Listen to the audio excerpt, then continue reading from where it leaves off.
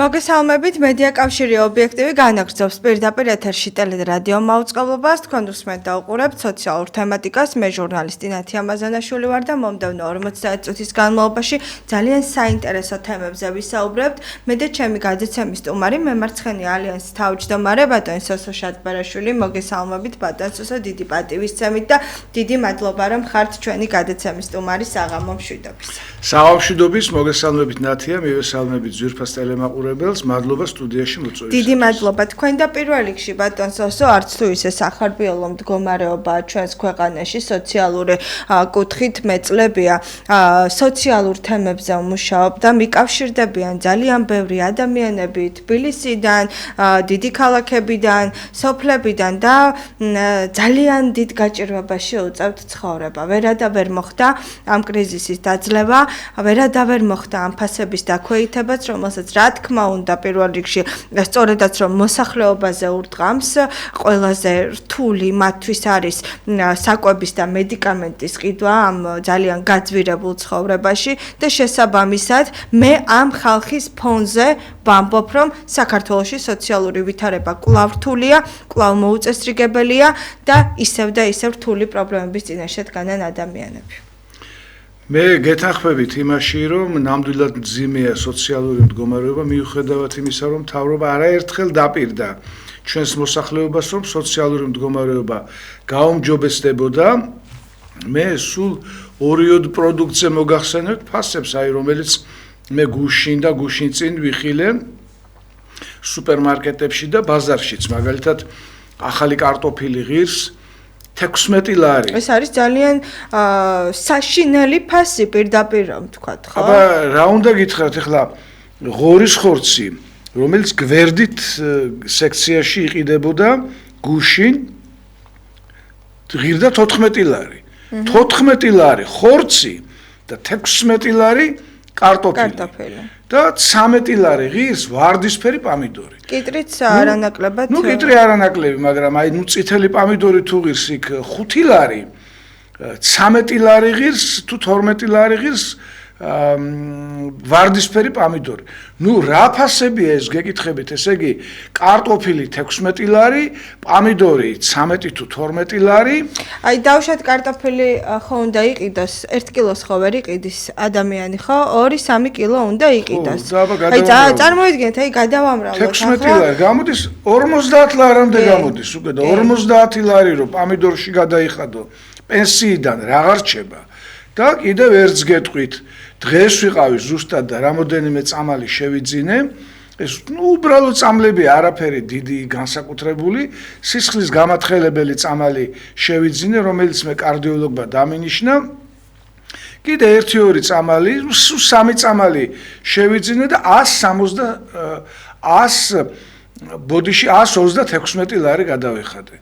თან მითხრეს რომ იცით რომ ფასდაკლებით PSP-ში ვიყავი, ფასდაკლებით გაძლევთ ამას თუ თორეო სინამდვილეში კიდევ უფრო ძვირი ღირსო ეს წამლებიო, ისიც მითხრეს რომ აი 163 რატო გითხარით.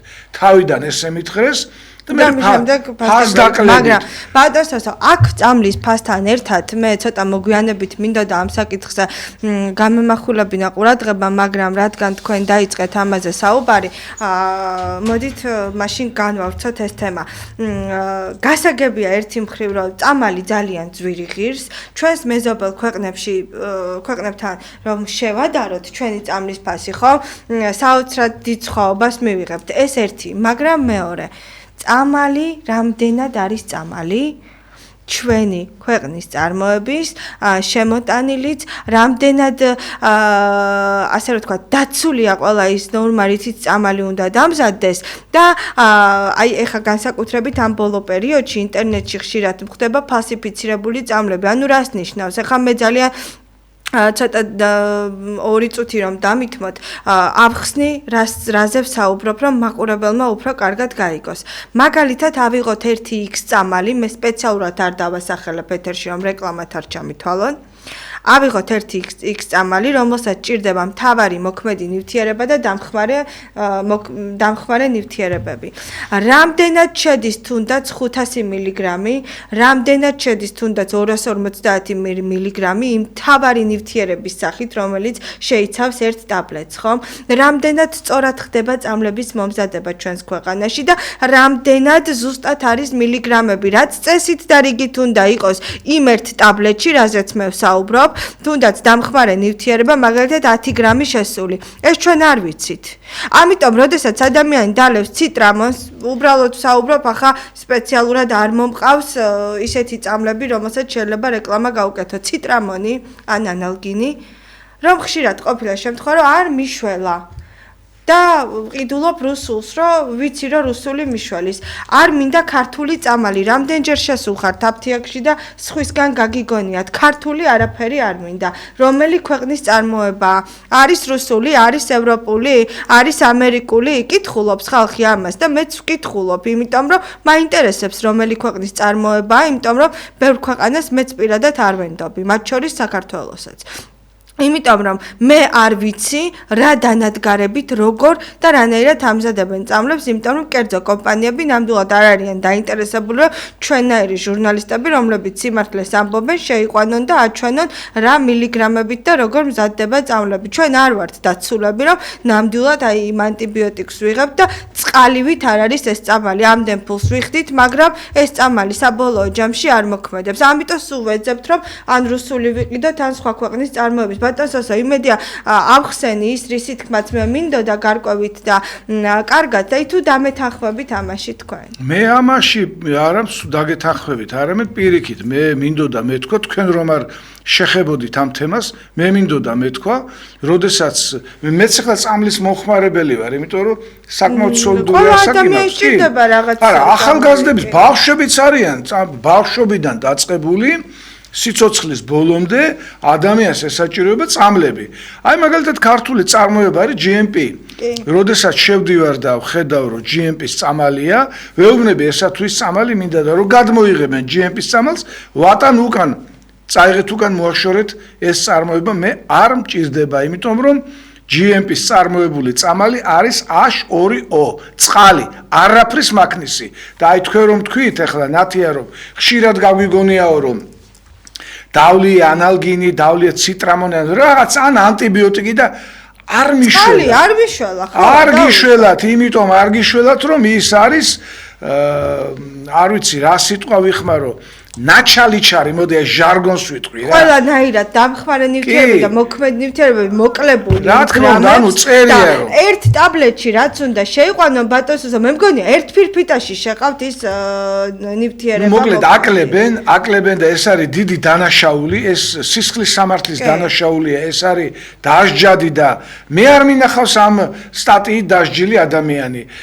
სხვათა შორის მინდა გითხრათ, რომ ჩემმა მეგობარმა 2 წლის წინ მომცა ფრანგული წამალი, ეს არის ციტრამონი კი არა, გამახსენდება რა წამალი იყო, ყოველ შემთხვევაში მინდა გითხრათ, რომ აი სასწაული მოქმედების იყო. ამოიწურა, დამთავრდა ის წამალი და შემდეგ ვეღარ ვიშოვნე საქართველოში ფრანგული წამლები იშვიათად იყიდება. საერთოდ საფრანგეთი ცნობილია ევროპაში, როგორც წამლების ერთ-ერთი საუკეთესო მწარმოებელი, მაგრამ თუ შემოიტანეს საფრანგეთიდან, ნახეთ რა საკეთებენ, 100%-იან ფასდანამატს არ აკეთებენ, კი. 200-300%. ხო და ნუ ესე იგი ეს ხო ძარცვა გლეჯა, აუცილებელი ხო არა რომ ვიღაცამ ქუჩაში გაგაჩეროს, დანა მოგადოს და საფულე მომეციან, ან გაიხადე რაც გაცვია და მომეციო ის გითხრას. სხვანაირად გძარცვავენ. გძარცვავენ კულტურულად, ჰალსტუხით, მეცაც გეტყვით, თეთრი ხალათით გძარცვავენ და ამას ძარცვას არ ეძახიან და ამ ძარცველობას რატომღაც არ თვლიან ძარცვად. და მე მინდა გავიხსენო საქართველოს ამას წინანდელი პრემიერ-მინისტრის ირაკლი ღარიბაშვილის დანაპირები, რომ აფთიაქების ამ აღვირახსნილ ქმედებას აღკვეთდა და მან გახსნა თურქული წამლებისათვის გზა. ეხლა მე ერთ-ერთ თურქულ წამალს ვღებულობდი და ეხლა გაირკვა რომ ის თურქული წამალი და შვეიცარიული წამალი ერთმანეთს გაუთანაბრდა ფასით. ანუ როცა ღარიბაშვილი იყო, მე ეხლა ღარიბაშვილს კი არ მივტირი, უბრალოდ მან დაიწყო ეს პროცესი და გამეხარდა და ხალხსაც გაეხარდა და ამაზე არც ერთი ხელისუფლების წარმომადგენელი დღეს არ საუბრობს და არც ინტერესდებიან ბატონსოსო რომ აი ამ საქმეს დაუთმო ყურადღება. გასაგებია რომ კერძო სექტორია გავიგეთ, მაგრამ ეს არის დანაშაული. ეს არის დანაშაული, ეს არის სისხლის სამართლის საქმე. ადამიანების მოტყუება შეძედა. ხა წარმოიდგინეთ პენსიონერი ადამიანი, რომელსაც აქვს რაღაცა მინიმალური კაპიკები და ისევ მოტყუებული რჩება ამდენ ფულს ტოვებს აფთიაქში, ხო? ეს უნდა გამოიძიოს. არა, თქვენ პროკურატურამ, აქ უნდა შევიდეს სადამკვირვებლო ჯგუფი, უნდა ნახონ რანაირად მზადდება საქართველოში წამალი, აკმაყოფილებს თუ არა იმ სტანდარტებს და საერთოდ რას აკეთებს ჯანდაცვის სამინისტროს წამლის მომსახურების სააგენტო. აი, მინდოდა მეთქვა ზუსტად. პროკურატურა სანამ შევა, ეს უნდა გამოიძიოს თვითონ ჯანდაცვის სამინისტრომ, თვითონ სპეციალისტებმა უნდა გამოიწვიონ, მაგრამ საქართველოში არსებობს სააფთიაქო მაფია, რომელსაც ვერავინ ვერ ეხება. რატომ? მიუხედავად უამრავი დანაპირებისა ხელისუფლების მხრიდან, რომ მოუვლიდნენ ამ საკითხს და მიხედავდნენ ამ საკითხს და არ მიეხედა ამ ამბავს. ეხლა ერთი ამბავია პროდუქტები, როდესაც შენ დაუშვათ სუპერმარკეტში მაღალ ფასებს ხედავ, შეგიძლია გახვიდე აგრარულ ბაზარში და დღის ბოლოს შედარებით იაფად იყიდო ესა თუ ის პროდუქტი, მაგრამ წამალზე რო ასე არ არის, წამალზე არის კარტერული შეთანხმება და ყველა დიდი სააფთიაქო ფირმა შეთანხმებულია, რომ ფასი უნდა იყოს ესა და ეს, რაღაცა X-ი, ხო? იმის ქვევით არ ჩამოდის არავინ.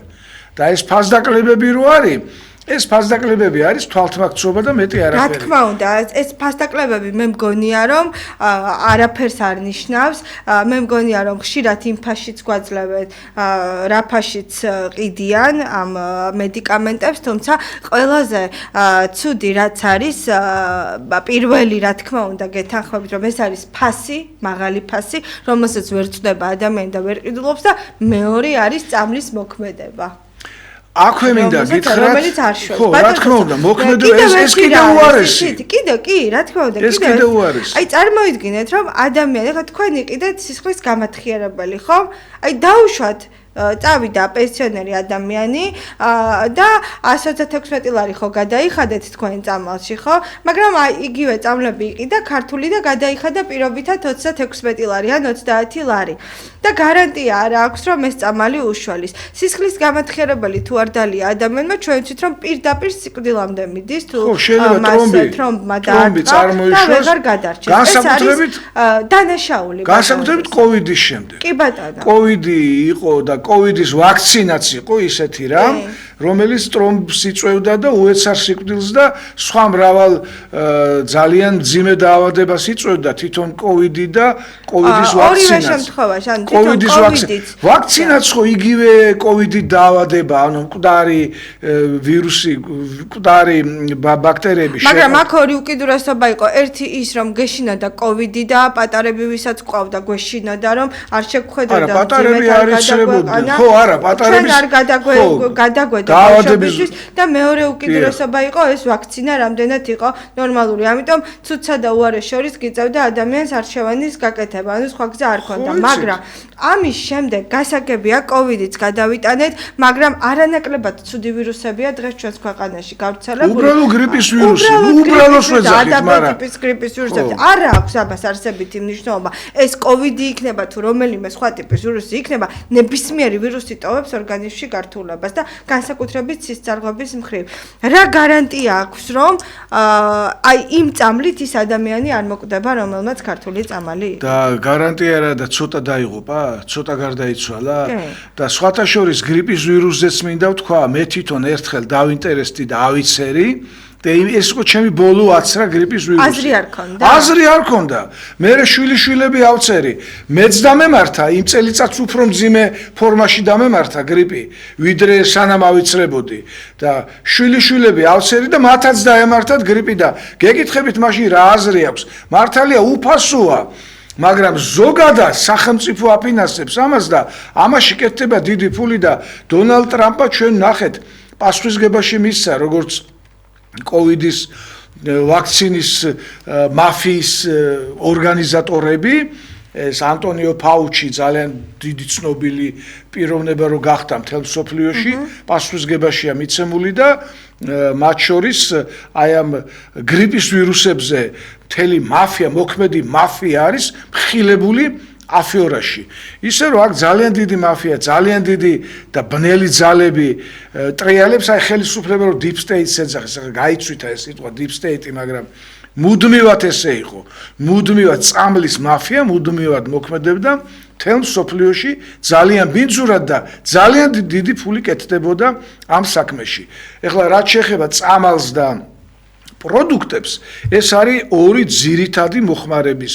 საგანი მთელ მსოფლიოში პროდუქტი და წამალი და აი სწორედ ხელისუფლებას მე იმიტომ ვირჩევ და ხალხი იმიტომ ირჩევს რომ მე უნდა უზრუნველყოს იმით რომ მე მივიღო იაფი როგორ ხელმისაწვდომი პროდუქტი და ხელმისაწვდომი წამალი და ვერცერთს ვერ ვღებულობთ ხელმისაწვდომ ფასებში გეუბნებით რო იტყვიან გამონათქვამები რომ ფასები იკბინებიანო აი ნამდვილად ფასები იკბინებიან და ეხლა ტანსაცმელი ფეხსაცმელი ეს შეიძლება ადამიანს თუ ხელი არ მიუწვდება არის აუთლეტის მაღაზიები სადაც შეიძლება იაფასაც შეიძინო კარგი ტანსაცმელი კარგი ფეხსაცმელი ასევე მეორადი მაღაზიები არის მეორადი ტანსაცმლის ამას კიდე ადამიანი გაწვდება მაგრამ აი ეს პროდუქტი და წამალი ეს არის საგნები რომელიც მუდმივი მეთვალყურეობის ქვეშ უნდა იყოს ხელისუფლებისგან რაც არ არის ახლა მაგალითებით ვისაუბროთ თქვენ ხომ მიღებთ პენსიას კი ხო თქვენი პენსიით შეგიძლიათ თუ არა დაიკმაყოფილოთ ის მოთხოვნები რომელიც ეხება წამალს საკვებს და გეყოთ ეს ფული რამეში გამორიცხულია მე მეცაც გეტყვი. და რა ქნას ახლა ადამიანს? ჩემი შვილი არის ექიმი, ჩემი ქალიშვილი არის ექიმი, კარდიოლოგი და მიყვება ხოლმე. როდესაც პაციენტს ვღებულობდა, ადამიანს ხო ეტყობა გამომეტყველებაზეც და ჩაცმაზეც, რომ გაჭირვებულია რა. რო ვიწყებ წამლების გამოწერასო, უკვე შეშფოთებას ვატყობ პაციენტს სახეზე და იმას ისიც ეყოფა რომ გულით დაავადებულია და ეხლა კიდე რეცეპტებს რო უწერ და უკვე რო ცუდად ხდება და მეკითხებო ეს მე უნდა დავლი კი თქვენ აუცილებლად გჭირდებათ ნუ უკვე ცუდად ხდება ადამიანი აფთიაქში მისვლამდე იმიტომ რომ ყველამ კარგად იცის აფთიაქში მიხვალ და იქ რა ჯოჯოხეთი გელოდება ეს ჯოჯოხეთია და მე ჩემ პირადად ვარ დარწმუნებული ხანდახან მიწევს ხოლმე ევროკავშირის ქვეყნებში მოგზაურობა თურქეთში აგერ მეზობელ თურქეთში გაცილებით უფრო დაბალი ფასებია მაგას საუბრობდი მე სწორედ გადაცემით და წეში კი არ ვიცი ალბათ დაახლოებით 20-30 ლარით არის სხვაობა ჩვენ ფულზე მე ცოტაა ეს 20-30 ლარი ეს ჩვეულებრივი წამლები მაგრამ ხო არის ძვირიანი ვიტამინები ძვირიანი მედიკამენტები სისხლძარღვების გულის და ასე შემდეგ ეხლა არის მაგალითად საინექციო ნემსები არის ესეთი მაგალითად ოზემპიკი არის ესეთი პრეპარატი რომელსაც დიაბეტიანები ღებულობენ და სუქანი უბრალო სიმსუქნე კი არა, ავადმყოფური გაცხიმოვნება რო აქვს ადამიანს. ის ადამიანები ღებულობენ ერთი ნემსი ღირს 450 ლარი PSP-ში და შავ ბაზარზე 500-600 ლარი ღირს. აი რა უნდა ქნას ამ დროს ადამიანმა, როდესაც ეს ნემსია გამოწერილი. ნუ რა თქმა უნდა ამ დროს შეიძლება მიმართო ხელისუფლებას და შეიძლება ერთჯერადად დაგიფინანსონ, მაგრამ ქრონიკულ დაავადების მქონე ადამიანებს ეს ხომ მუდმივად ჭირდება და რა უნდა ქნან ამ ადამიანებმა და აი ეს სიკვდილიანობის მაღალი მაჩვენებელი და საქართველოში 2024 წელს უკვე გადააჭარბა სიკვდილიანობის მაჩვენებელმა შობადობას და ეს გადაჭარბება იმიტომაც ხდება არა მარტო იმიტომ რომ დემოგრაფიული ვითარება მძიმეა და შობადობა შემცირდა არამედ იმიტომაც რომ სიკვდილიანობის დონე მოიმატა სიკვდილიანობის რაოდენობა მოიმატა ისე რომ სოციალური მდგომარეობა დასკვნა ასეთია ძალიან მძიმეა. ძალიან მძიმეა, ასევე ეკონომიკური მდგომარეობაც ბატონს ასო. ჩვენ დავიწყეთ საუბარი თქვენ დაიწყეთ უბრალოდ საუბარი, შევედი ხილბოსტანში და მივიღე ასეთი ფასებიო, რომელიც იყო, ხო? მე ვიცი, რომ თქვენ ძალიან კარგად ერკვევით სოფლის მეურნეობის საკითხებში და მე ვიცი ასევე, რომ ექსპერტიც ბრძანდებით. დამთავრებული მაქვს სასოფლო სამეურნეო ინსტიტუტი. კი. ამიტომ მე მაინტერესებს, რატომ ვერ ქმნის ხელისუფლება, ვერ უქმნის ქართველ გლეხს იმ პირობებს, ეს ეხება სათბურებს, ეს ეხება მაცივრებს და სხვა ასე რომ ვთქვა, დანადგარებს, რომლებიც სჭირდებათ. რომ აი ასე იმპორტებული, ასეთი ძვირი არ იყოს და ასე შემოტანილი არ იყოს. არაერთხელ მithქვავს ქალბატონო ნათია თქვენს ეთერში და ამავე დროს სხვადასხვა სატელევიზიო ეთერებში მიწევდა ხოლმე წლების განმავლობაში გამოსვლა, არაერთხელ მithქვამს, უნდა შეიცვალოს საბაჟო კოდექსი. საბაჟო, ახლა შეიძლება ვინმეს გაუკვირდეს სოფლის მეურნეობასთან რა კავშირი აქვს საბაჟო კოდექსო, რა კავშირი აქვს და პირდაპირი კავშირი აქვს. აი მაგალითად თურქეთიდან დაუბეგრავად შემოდის ყოველგვარი დაბეგვრის გარეშე შემოდის ისეთი პროდუქტი, რომელიც აქ იწარმოება, მაგალითად კარტოფილი, მაგალითად პამიდორი, მაგალითად კიტრის მწნილი ან სხვა რაღაცა ისეთი, რაც აქ შეიძლება აწარმოოს, შეიძლება და აწარმოებენ კიდევაც, მაგრამ გლეხს არ აქვს სტიმული. იმიტომ რომ შენ რო აწარმოებ, შენ რო მოიყვან კარტოფილს და ნეცაც გეტყვით ახალქალაქის კარტოფილი თურქეთში გადის და თურქეთის უარგისი კარტოფილი აი აქ შემოდის დაუბეგრავად. ნახეთ თურქები როგორ ჭკვიანურად იქცევიან. კარგი კარტოფილი თვითონ გააქვთ საქართველოში, სვანური კარტოფილი, ახალქალაქის კარტოფილი თვითონ გააქვთ და აქ შემოაქვთ ნაგავი და დაუბეგრავად შემოდის. ამიტომ ვამბობ, რომ ის პროდუქტი, რომლის წარმოებაც ხდება საქართველოში, უნდა იბეგრებოდეს და უცხოეთიდან არ უნდა შემოდიოდეს დაუბეგრავად. ამ შემთხვევაში უკვე გლეხს ფერმერს, ნუ ჩვენ ახლა გლეხს აღარ ვეძახით, უკვე ფერმერს ვეძახით, ფერმერს უკვე სტიმული მიეცემა, რომ იმუშაოს და მოიყვანოს პროდუქტი და ამ მოყვანილი პროდუქტით ოჯახი აცხოვროს, მაგრამ იმ ფასებით კი არა, რომ 12 ლარი ღირდეს კარტოფილი. კარტოფილი რანაირად შეიძლება, ბოდიში, წითელი პამიდორი და ვარდისფერი პამიდორი, რანაირად შეიძლება ღირდეს 5 ლარი და ვარდისფერი 12 ლარი. ეს ხო წარმოუდგენელი ფასებია ხალხო. რა ვინატროთ კომუნისტების პერიოდი 30 კაპიკი და 50 კაპიკი რო ღირდა პამიდორი, მაინც და მაინც უნდა ვინატროთ ის ძველი წარსული, ბევრს ენატრება, იმიტომ რომ მაშინ ხელმისაწვდომი ფასები იყო ბევრ რამეზე. აღარაფერს ვამბობ კომუნალურ გადასახადებზე. რა ღირს კუბამეტრი გაზი, რა ღირს კილოვატი ელექტროენერგია, 4 კაპიკი ღირდა ელექტროენერგია კომუნისტების დროს და იმასაც ვიპარავდით, მეც და ყველა ვიპარავდით, ლენტას გავაკეთებდით ხოლმე. აი რო ტრიალებდა მრიცხველში ლენტას გავაკეთებდით ხოლმე და ვაჩერებდით. იმასაც ასე ვთქვათ, იმასაც იტანდა მაშინდელი სახელმწიფო. და ეხლა ნახეთ რა ღირს. ემატება და ემატება, ემატება და ემატება. წყალი, რომელიც ჩვენი ეროვნული სიმდიდრეა, წყალიც უკვე საკმაოდ ძვირია, გაზი, რომელიც საქართველოს არ გააჩნია, ხო წარმოგიდგენიათ რა ფასებზეა ლაპარაკი. ისე რომ როგორც იტყვიან ადამიანს ცხოვრება აი ესე უჭერს ყელში სოციალური მდგომარეობიდან გამომდინარე. კი, აი მე მაგალითად მაინტერესებს, რამდენად კარგად მუშაობს ბატონსოსაც, უნდა ცეკვის საწინააღმდეგო მოწყობილობა, აი კახეთის მაგალითზე ვისაუბროთ. ცეკვის საწინააღმდეგო მოწყობილობა არის სისულელე და ფულის კეთების, ასე ვთქვათ, მახე. კომუნისტების დროს დაინერგა, მე მაშინ პატარა ბავშვი ვიყავი და მახსოვს, როდესაც ცეკვის საწინააღმდეგო არ ვიცი რა ერქვა, ცეკვის საწინააღმდეგო რაკეტები მოიგონეს. მოგეხსენებათ, საბჭოთა კავშირი მაშინ ცნობილი იყო რაკეტებით, პირველი კოსმონავტი საბჭოთა კავშირმა გაუშვა, მერე შემდეგ პირველი ქალი კოსმონავტიც საბჭოთა კავშირმა გაუშვა და ეს რაკეტები შემოვიდა მოდაში.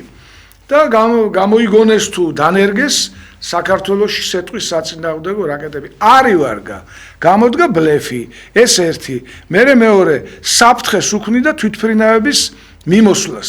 ეს მეორე. და როდესაც საბჭოთა კავშირი დაიშალა, ეს სისტემაც განადგურდა, მოისპოდა. ეხლა ისევ შემოიღეს და მე არ ვიცი, ყოველ წელიწადს კახეთი ისეთყვება და ყურძენი ხდება გამოუსადეგარი და ეს სეტყვის საწინააღმდეგო სარაკეტო სისტემა ვითომს და მოქმედებს და სინამდვილეში არ მოქმედებს. ამისათვის რა არის იცით საჭირო? აი თქვენ რო თქვით სოფლის მეურნეობის სპეციალისტი ხარო. კი ბატონო, დიდი ხანია დავანები ამ სპეციალობას თავიდან და პოლიტიკაში გადავედი, დოქტორის ხარისხიც მაქვს, მეცაც გეტყვით, ტექნიკურ მეცნიერებათა დოქტორი გახლავართ. ევროპაში არის მიღებული ესეთი შესანიშნავი რამ, ბადეები. აი ბადეებს აფარებენ, ვენახებს და სეტყვით აღარ ისეტყვება. წვიმას ატარებს ეს ბადე, ჰაერს ატარებს, სეტყვას არ ატარებს. არანაირი რაკეტები ევროპაში არ გამოიყენება. აი ეს ბადეების სისტემა უნდა დაინერგოს საქართველოში და მეცაც გეტყვით. მე არაერთხელ მოვითხოვე როგორც პოლიტიკოსმა და ყოფილმა დეპუტატმა, არაერთხელ მოვითხოვე სახელმწიფოსგან, რომ აი ეს ბადეების ფაბრიკები აშენებულიყო საქართველოში. შხამქიმიკატების ქარხანა და სეტყვის საწინააღმდეგო ბადეების ქარხანა უნდა აშენებულიყო საქართველოში და ჩვენს ფერმერებს ეს ძალიან იაფად ხელსაყრელ ფასად უნდა მიეღოთ და მეტიც სახელმწიფოს კრედიტიც უნდა გაეცა. აი ამ ბადეს რო იყიდით, გადააფარებთ ვენახს და დამთავრდა. სეტყვისგან არის დაცული არანაირი რაკეტები და არანაირი ჰაერ საწინააღმდეგო, სეტყვის საწინააღმდეგო საჰაერო სისტემები საჭირო აღარ არის. კი ბატონო. იცით რა მინდა რომ გითხოთ ბატონსო, მე მინდა გითხოთ აი ჩვენს ქვეყანაში რატომ უნდა იყოს სასმელი და სარწყავი წყლის პრობლემა? აი რადგან ჩვენ ახლა სოფლის მეურნეობის საკითხებზე ვსაუბრობთ, ესეც სოციალურ პირდაპირებება სოფლის საგარეჯო დგას წყალზე. და სასმელი წყალი არ აქვს საგარეჯოს და აი მთელ რაიონს. ეს არის სამართალი? საგარეჯო და მართლა ისეთი რაიონები, რომელიც წყალზე დგას, აი მაგალითად ბორჯომის რაიონი. ბორჯომის რაიონის მოსახლეობას რო წყალი არ ექნება, საგარეჯო რა გასაკვირია, თუმცა საგარეჯო წყალზე დგას და საერთოდ საქართველო ცნობილია თავისი შიდა საწყლოსნო რესურსებით. ანუ შიდა წყლებია საქართველოში ძალიან დიდი რაოდენობით. აღარაფერს ვამბობ მდინარეებზე. 36,000 თუ ზუსტი ციფრიც არ მახსოვს, დიდი და მცირე მდინარეა საქართველოში. იმ დროს, როდესაც მე ეგვიპტეში ვარ, მანქანით ნამოგზაურები, პირამიდებამდე სანამ მივიდოდი, მთელი ეგვიპტე მანქანით გავიარე. გაპარტახებულია მთელი ეგვიპტე. ნუ მე მეგონა რომ ღარიბი ადამიანები ნანახი მყავდა საქართველოში და ვიცოდი როგორ ცხოვრობდა ღარიბი ადამიანი. აი ეგვიპტეში ცხოვრობენ უღარიბესები და რატო იცით? წყალი არ არის. და ჩვენთან წყალი ხო არის? აი ამდენი წელიწადია ლაპარაკობენ მცირე და საშუალო ჰესებზე. არა, მაინც და მაინც უნდა ააშენონ უზარმაზარი ჰესი, რაც იწვევს მერე მოსახლეობიდან წინააღმდეგობის გაწევას. და წინააღმდეგობას გაგიწევს მოსახლეობა, როდესაც გრანდიოზული ჰესის აშენება გინდა. თავის დროზე ენგურ ჰესი და ჟინვალ ჰესიც დიდი შეცდომა იყო. მე იმას კი არ ვამბობ, რომ ჰესი არ უნდა აშენდეს, მაგრამ გრანდიოზული ჰესი არ უნდა აშენდეს. 270 მეტრის სიმაღლეა ენგურ ჰესის კაშხლის სიმაღლე. 300 მეტრი უნდა ყოფილიყო, სოფლიოში ყველაზე მაღალი. მე ხო მახსოვს, მე-5 თუ მე-6 კლასში ვიყავი, რომ დაიწყო მისი მშენებლობა და როგორი პროპაგანდა მიდიოდა. სოფლიოში ყველაზე მაღალი თაღოვანი კაშხალი. მე იჩილა თურქეთმა გაეროში და სხვადასხვა სახელმწიფოებმა, რომ ავარიის შემთხვევაში ღმერთმა დაგვიფაროს ჟინვალის კი არა, ბოდიში ენგურ ჰესის ავარიის შემთხვევაში შესაძლოა თურქული ქალაქები წალეკილიყო და ადგენდა და დაწიეს 30 მეტრით, 270 მეტრამდე დაწიეს. მაინც ძალიან მაღალია, მაგრამ კარგი, რაც აშენდა. იმის დემონტაჟს ხო არ დავიწყებთ ახლა, ჟინვალ ჰესის დემონტაჟს ხო არ დავიწყებთ. ახლა მომავალში საჭიროა მხოლოდ მცირე და საშუალო ჰესების განვითარება, რაც შეიძლება მეტი, მაგრამ მზეს ნუ ვივიწყებთ. მზის ენერგიას საქართველოს მზიურ ქვეყანას ეძახდნენ, იმიტომ რომ მზე სუანათებს. აგერ ცოტა ხნის წინ იყო თებერვალი, იანვარი და გვახსოვს ძვირფასო მაყურებლებო, მზე არ გვტოვებდა ჩვენ. ხო და მზის ენერგიას, განახლებად ენერგიას, ქარის ენერგიას ნუ დავივიწყებთ.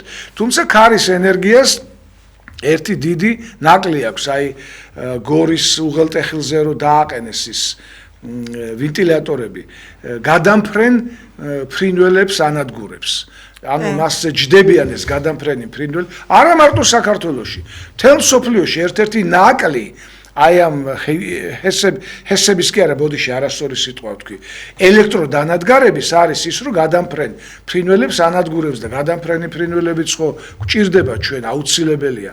ამიტომ მზის ენერგიის გამოყენება, ჰიდროენერგიის გამოყენება და ატომური ენერგიის გამოყენება კატეგორიულად უნდა გამოირიცხოს საქართველოში. ატომისგან თავისუფალ ზონად უნდა იყოს ქცეული, ჯერჯერობით არის, მაგრამ საქართველოს უნდა იყოს ძალიან სიტუაციაში ვდგავართ. ბატონო, თქვენ როგორ ფიქრობთ?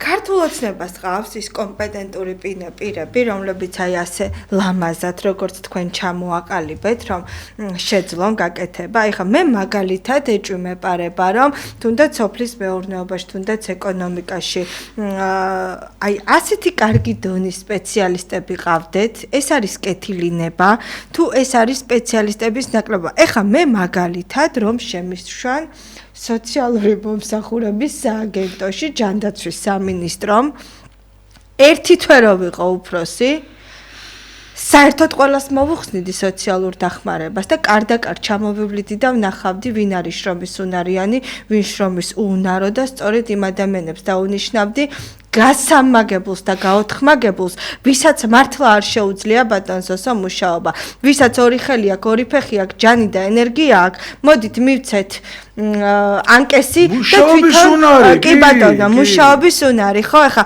როდესაც 30 და 40 წლის ადამიანი იღებს სოციალურ დახმარებას, ეს არ არის სამართალი. ეს აქ უკვე მთავრობის კითხვის ნიშანი დგება ბატონსოსო. და აი ხა მაგალითად ერთ-ერთ გადაღებაზე ვიყავი და ქალბატონს ვკითხე რომ ქალბატონო მეთქი ზარია ეხლავე შემოვიყვან ქალბატონო მეთქი თქვენ დახმარებას რატო იღებთ შვილი ხო გყავთ მეთქი არ გეხმარებათ ხო შვილაო აი ხა მე უნდა მოგცეო შენ მისამართიო თბილისშიო წადი ნახე ჩემი შვილის საცხობს არ დამეზარე წავედი ბატონოსოსო და ვნახე რომ უფრო უარეს მდგომარეობაში იყო ვიდრე დედა და აქეთ დედა ეხმარებოდა პენსიით და სოციალური დახმარებით უუნარო შრომის უუნარო მე არ ვლაპარაკობ აქ ზარმაც ადამიანებზე მე ვსაუბრობ უუნარო ადამიანებზე არა ზარმაცი სხვა ამბავია კი ბატონო ზარმაცი იმდენად ჩაწყობები ხდება ბატონოსოს ამ სოციალური დახმარებების დანიშვნა მოხსნაში რომ მთელი აი ამის გუბერნატორების დონეზე ხდება ამერიკის შეერთებულ შტატებში რა მოხდა ტრამპმა რა მაფია გახეთქა რომ 150 160 220 წლიანი ადამიანები ყოფილან თურმე ამერიკაში და მე არ ვიცოდიო ტრამპმა თქვა და ერთი თურმე 300 წლისა ყოფილა ამერიკის შეერთებულ შტატებზე უფრო დიდი ხნის რომელიც დახმარებას ღებულობს და სადაც იქ ხდება ასეთი ამბავი გასაკვირია რომ აქ ხდებოდეს ესეთი ამბავი ზარმაცი ცალკე ამბავია ზარმაცზე ჩვენ გვაქვს უდიდესი ლიტერატურული ნაწარმოები კაცია ადამიანი აი ეს არის ზარმაც ადამიანზე დაწერილი მოთხრობა მაგრამ ჩვენ ლაპარაკობთ უნარო ადამიანებზე დაუცალ ადამიანებზე ვსაუბრობთ მოგესალმებით გამარჯობა პირდაპირ ეთერში ბრძანდებით Алло, ესმით ჩემი? კი, მესმის ისაუბრეთ. ეხლა მგზავრებდა ბატონი სოსო რომ ბაში გადავახტევიოთ შემოტანილ პროდუქტზე. მაგრამ მე გასაკვირია მეგრეს რომელიც აზოტი უставის აზოტი ძვირი ღირს ვიდრე რუსეთიდან შემოტანილი. როგორ ხდება ეს? გასაგებია, მადლობა. ვერ გავიგებ, თუ გაიგეთ. არა, მე ერთი რამე გავიგე, რომ აზოტი, აქაური აზოტი, აქ წარმოებული აზოტი უფრო ძვირიაო, ვიდრე რუსეთიდან შემოტანილიო. აი ეს არის საბაჟო კოდექსი, მეტი კი არაფერი. რუსეთიდან შემოტანილი უნდა იბეგრებოდეს, რომ აქ წარმოებული აზოტი უფრო იაფი ღირდეს და უფრო ხელმისაწვდომი იყოს, მაგრამ აქ მარტო აზოტზე კი არაა ლაპარაკი. მე რამდენი წელია მოვითხოვ, რომ შხამქიმიკატების ქარხანა გაიხსნას საქართველოში. შხამქიმიკატები შემოდის ინდოეთიდან, უვარგისი და ბევრი მევენახე ვიცი მე მილაპარაკია კახეთში და ამბობენ რომ წამლავთო, ნაცვლად იმისა რომ უმკურნალოს ვასო პირიქითო, ვას გვიხმობსო ეს შხამქიმიკატიო. ამიტომ საქართველოში უნდა იქნას ეს ქარხანა შემოტანილი, აწყობილი და უნდა გამოუშვას ჩვენმა ქვეყანამ. ისევე როგორც აი მე თქვენ წეგან იმაზე მოგახსენეთ, სეტყვის საწინააღმდეგო ბადეებზე. აი ის რისი წარმოებაც საქართველოში შეიძლება, უნდა იქნას შემოტანილი, ასაწყობი დაშლილი ქარხნები არსებობს. ასაწყობი შემოიტან, ააწყობ, გაუშვებ, დაიწყებს მუშაობას, ხალხი ცალკე დასაქმდება, შხამქიმიკატებიც დაიაფდება და ადგილობრივი წარმოებაც ამუშავდება. აი, რამდენი რამის გაკეთება შეიძლება და ამისათვის ყავს ჩვენ მთავრობა არჩეული. აბა სხვა კი არაფრისთვის. აი ამისთვის, რომ აი ამ საკითხებზე იმუშაონ და ყავთ თუ არა კომპეტენტური ადამიანები. აბა რა მოგახსენოთ ახლა ძალიან ბევრი ვიცი მე უდიპლომო ადამიანები ისე იმხელა თანამდებობებს იკავებენ, სადაც მარტო დიპლომით სარკმარა. დიპლომის გარდა კიდე ძალიან ბევრი რამე უნდა იცოდეს. მე გაგახსენებთ ტიკარაძე გახლდათ ესეთი ჯანდაცვის მინისტრი, რომელიც საერთოდ ვერაფერში ვერ ერკვეოდა, მოდით მე გავუკეთებ შესავალს, ვერაფერში ვერ ერკვეოდა, მისთვის ჯანდაცვა და სოციალური თემაა ძალიან ჩინური და სხვა რაღაცა ენასავით იყო და საერთოდ ვერ გაიგო ვერაფერი და ისე წავიდა რომ აქეთ თავზე დაგვამხო მთელი ეს ჯანდაცვის სისტემა, სოციალური სისტემა და ისე წავიდა. და აღმოჩნდა რომ დიპლომიც არ ქონია. ესეც გაირკვა. ხო და აი როცა ესეთ არაკომპეტენტურს მიანდობ ჯანდაცვას და სოციალურ საკითხებს, რა თქმა უნდა ესე იქნება. აი სოციალურად დაუცა, მოდით მაყურებელი შემოვიყვანოთ. მოგესალმებით. მოგესალმებით. არის მის. მოდით აი კი, მესმის, კი. ისა შეიძლება 30 წლის განმავლობაში ქვეყანაში მარტო ინგრევებდეს ყველაფერი და მარტო ცუდი ხდებოდეს, თუ რამე უმნიშვნელო კარგი ხდება, ეს ისე ყველაფერს ფარავს, ეს ცუდი რომ ის არაფერში მე არ ვიცი ამას ყველაფერს ხომ ქართველები ხომ დამოუკიდებლები ვართ, ხომ ტრაბახობთ რომ მივიღეთ რატომ არ მიხედავთ ქართველებსაც ხომ უყვარდენ საქართველოს რომ დამოუკიდებლობა მიიღეს ოკუპანტი რუსები გაყარეს, ხომ ბედნიერები ხომ ვარ? რატომ წამლავენ საკუთარ ხალხს? რატომ პოვენ ახალგაზრდობა ჯერ ნარკოტიკით მოწამლეს, დააკანონეს და ახლა თვითონ არ ვიცი ეს 30 წელი გრძელდებოდეს და მარტო საუბრები და უყურებს ეს ქართველები საკუთარი საქართველოს დაქცევას, ხალხის განადგურებას და საუბრობ, რა ის მეტი არაფერი არა. გასაგებია. და ასევე სოციალურად დაუცველი. ახლა მე ვერ დავეთანხმები ქალბატონს რომ მაინც და მაინც ყველაფერი ინგრევა და არაფერი არ შენდება. მაგალითად ბათუმში ახალი ჩიკაგო აშენდა. თბილისშიც გადავხედოთ შენდება ცათამბჯენები, სახლები, მაგრამ ჩვენ რა გვაინტერესებს? ჩვენ გვინდა რომ წარმოება იყოს საქართველოში. სახლების მშენებლობა კი ბატონო კარგია, მაგრამ ჩვენ გვინდა ქარხანა, ფაბრიკები. და როდესაც შეერთებული შტატების ელჩმა დაგვამადლა რომ 6 თუ 8 მილიარდი დაგახარჯეთო თქვენო, ჩვენ მაშინაც გავაპროტესტეთ და ვკითხეთ რომ დაგვახარჯეთ ეს 6 თუ 8 მილიარდი ზუსტად არ მახსოვს. რომელი ფაბრიკა, რომელი ქარხანა აგვიშენეთ, რომელი ამერიკული ინვესტიცია შემოვიდა. ჩვენ გვინდა ხალხი დავასაქმოთ. თორე სახლები შენდება კი მიწას ფასი დაედო საქართველოში მშვიდობაა და სადაც მშვიდობაა იქ მორბის ინვესტორი, შენდება კორპუსები, მაგრამ ფაბრიკა ქარხნები არ არის და ამიტომ არის რომ 1,200,000-ზე მეტი ჩვენი მოქალაქე გასულია, გაქცეულია და იქ მუშაობს და იქიდან გამოგზავნილი ფულით არჩენს ოჯახებს. აქ გვინდა რომ ეს ხალხი დასაქმდეს. აქ გვინდა ფაბრიკა ქარხნების გახსნა, რომ დაბრუნდეს ჩვენი მოსახლეობა, რომელსაც რაღაც 1-2 კაპიკი დანაზოგიც აქვს უკვე.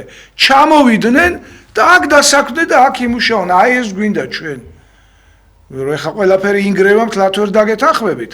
მაგრამ მეტის შენება რო გვინდა და მეტის კეთება რო გვინდა და მეტი რო გვინდა ჩვენ ქართველებს ამაში მე დასაძრახს ვერაფერს ვერ ხედავთ. რა თქმა უნდა ძალიან გვინდა რომ საქართველოს ძალიან გამდიდრდეს 15 რესპუბლიკა იყო საბჭოთა კავშირის დროს მე ძირითადი ცხოვრების თითქმის ნახევარი საბჭოთა კავშირში გავატარე 15 რესპუბლიკიდან ყველაზე მდიდარი იყო საქართველოს და სადმე რო იტყოდი ქართველს უკვე ნიშნავდა რომ მილიონერი იყო რომც არ ყოფილიყო ის ქართველი მილიონერი რო იტყოდი ქართველი უკვე ასე ვთქვათ ესეთი სახელი გქონდა თქვენ ხართ მილიონერები იმიტომ რომ კარგად ცხოვრობდით და ჩემი როგორც პოლიტიკოსის მიზანია რომ ქართველი ისევ იყოს ევროპაში ერთ-ერთი ყველაზე მდიდარი ადამიანი. ზარია ეთერში მივესალმოთ მაყურებელს მოგესალმებით გამარჯობა პირდაპირ ეთერში ბრძანდებით. მოგესალმებით.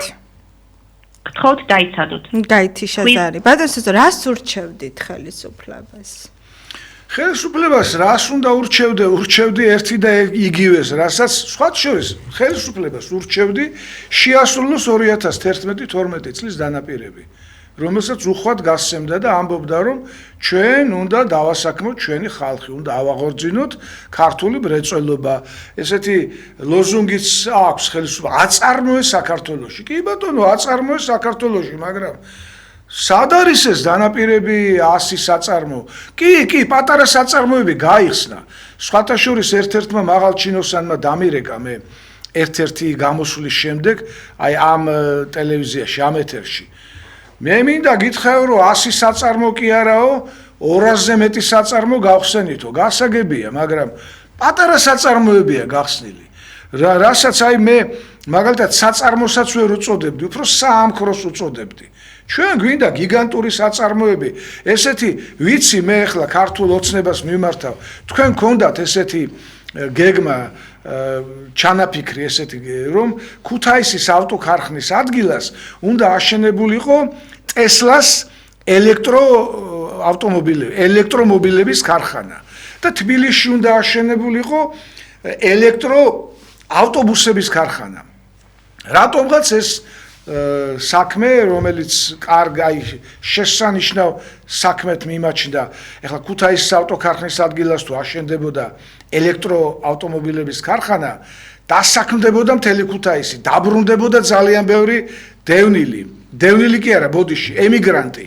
და თბილისშიც რო გახსნილიყო არ არის ეს ქარხნები არ არის ეს ფაბრიკები რატო შეჩერდა არ ვიცი ჩვენ ერთადერთი რამ გვინდა რომ ხალხი დასაქმდეს თავისივე ქვეყანაში ჯერ კიდევ სანამ მესამე და მეოთხე თაობა დაბადებულა იმ უცხოეთში რომელსაც ქართულ ენაც არ ეხსომება მანამდე დაბრუნდნენ გვინდა ჩვენი დევნილები და დევნილს ძალით ვერ დააბრუნებ დევნილი კიდე დევნილი ვახსენე ბოდიში დევნილიც რა თქმა უნდა მაგრამ ემიგრანტებზე ვლაპარაკობ ჩვენო ემიგრანტებო ჩვენ გვინდა რომ თქვენ დაბრუნდეთ მე ვიცი რომ თქვენს გინდა დაბრუნება იმიტომ რომ უცხოეთში მოგზაურობის დროს ძალიან ხშირად მხვდებით ხოლმე და მეუბნებით რომ აი თხოვ დაგვაბრუნოთ ყველას უნდა თავის ულამაზეს სამშობლოში დაბრუნება მაგრამ ამისათვის საჭირო აქვს სამუშაო პირობების შექმნა კი ბატონო ზარია ეთერში აი მას ურჩევდი ხელისუფლებას ზარია ეთერში მივესალმები მაყურებელს მოგესალმებით საღამომშვიდობის გამარჯობა ალო გამარჯობა საღამომშვიდობის აი ქვენი მასწავლებელი ალო ჩვენ გადაცემას უყურებდი ახლა მე და მე ვარ 99 წლის პენსიონერი დიახ ხო მომიხსნეს ყველაფერი დახმარება მქონდა 60 ლარი ესეც მაძლევდა და ყველაფერი მომიხსნეს აი ზუსტად აი პრობლემაზე ესე იგი ვერ გავიგე საფუძველზე მომიხსნეს გასაგები, ანუ მოუხსნა სოციალურ დახმარებას. სწორედ ამ მაშინ ახლა ისიც აქედან მოუწოდებ ახლა მე თქვენ ვიცით, იმიტომ დარეკეთო რაღაცით გინდათ რომ დაგეხმაროთ. აქედან მოუწოდებ ჯანდაცვისა და სოციალურ დახმარების სამინისტროს განიხილონ აი ამ ადამიანს მიმართეთ, განიხილეთ და ნუ გაანაწყენებთ ადამიანებს. აი 80 წელს გადაცილებული ყოფილა და დახმარება შეიძლება მოუხსნა. დახმარება უნდა მოუხსნა აი რაც ნათიამ განაცხადა. ჩამოვივლიდიო და გადავამოწმებოდიო და ზოგს რო ტყილათა აქ დანიშნული დახმარება, ვისაც ჭირდება იმას უნდა გაუორმაგოთ და გაუსამაგოთ და ვისაც არ ჭირდება იმას უნდა მოეხსნას. ისე რომ მიმართეთ შესაბამის ორგანოებს და მე თუ რამეში შემეძლება დახმარება, მე მზად ვარ. კი ბატონო, და აი 5 წუთი გრჩება ბატონსოსო გადაცემის დასრულებამდე. რა რჩევები იქნება, როგორც სოციალური, ეკონომიკური დაყავით თქვენ თვითონ, სოფლის მეურნეობა, ჯანდაცვის, ფარმაცევტული და ასე შემდეგ. ნუ საქართველო არის ერთი რო ულამაზესი ქვეყანაა და მერე არის უაღრესად ნოყიერი მიწის მქონე ქვეყანა. აი ახლა ტრამპი რო ხელშეკრულების დადებას აიძულებს ზელენსკის, რომ თქვენ გაქვთო უძვირფასესი წიაღისეულიო, ვინმეს გონია რომ საქართველოში ნაკლები წიაღისეულია? მე მინდა გაგახსენოთ რაჭაში ჩორდის და ირის ქარხნები რო იყო, სამთო ქიმია რო იყო ესეთი გაერთიანება, ეთერზეთ მრეწვი იყო, ეთეროვან ზეთებს აწარმოებდა საქართველოს, რომელიც მსოფლიო ბაზარში გადიოდა და საბჭოთა კავშირში ვალუტა შემოდიოდა. მოსპობილია ეს ყველაფერი, განადგურებულია. და ეხლა მოსპობილ განადგურებულს რაღა უყოთ, გაიყიდა ჯართად ყველაფერი თურქეთში. კი ბატონო. არ უნდა აღორძინდეს, არ უნდა ავაღორძინოთ. ხელისუფლებამ უნდა დაიწყოს ამაზე მუშაობა, რომ აღორძინდეს ქართული მრეწველობა. გასაგებია კოკა-კოლას უშვებს საქართველო, ლიმონადს უშვებს. გასაგებია ეს ყველაფერი, მაგრამ ეს ჩვენ არ გვაქვს მაყოფილებს. წვენები კი ბატონო, არ გვაქვს მაყოფილებს. ჩვენ გვინდა სამრეწველო საწარმოები, რომელიც რაღაცა პრიორიტეტული დარგები უნდა კონდეს. ჩვენისთანა პატარა ქვეყანას არჩეული, აი მაგალითად როგორც შვეიცარიას აქვს საათების მრეწველობა, ლიხტენშტეინს ასევე პატარა ქვეყანას არჩეული აქვს ლინზების წარმოება. აი ესეთი რაღაცა წარმოების დარგი უნდა ავარჩიოთ, პრიორიტეტული, რომელსაც ვაწარმოებთ ჩვენ და სოფლიო ბაზარზე იქნება კონკურენტუნარიანი. სოფლის მეურნეობაზე არ ვლაპარაკობ. სოფლის მეურნეობა ერთსახოვნად უნდა აღორძინდეს, მაგრამ მე ვამბობ სამრეწველო საწარმოებზე. ისე რომ აი ეს არის ჩემი რჩევა, რომ დიდი მადლობა ბატონსოსო, რომ იყავით ჩვენი გადაცემის სტუმარი. გმადლობთ მობრძანებისთვის, როგორც ყოველთვის საინტერესო საუბრისთვის, როგორც ასევე ძალიან კარგი პროფესიონალი ბრძანდებით თქვენი საქმის, როგორც პოლიტიკოსი, ასევე მე მაგალითად, როდესაც სოფლის მეურნეობაზე ვაკეთებ ხოლმე გადაცემას, ყოველთვის თქვენ მახსენდებით, იმიტომ რომ ძალიან კარგად საუბრობთ ამ თემას. დიდი მადლობა. მე მოგწონი ალიანსის თავმჯდომარე ბატონსოსო შატბარაშვილი გახდა ჩვენ გადაცემის სტუმარი. მე სოციალურ თემატიკის ავტორი და წამყვანი ვარ ნათია მაზანაშვილი. ნახვამდის.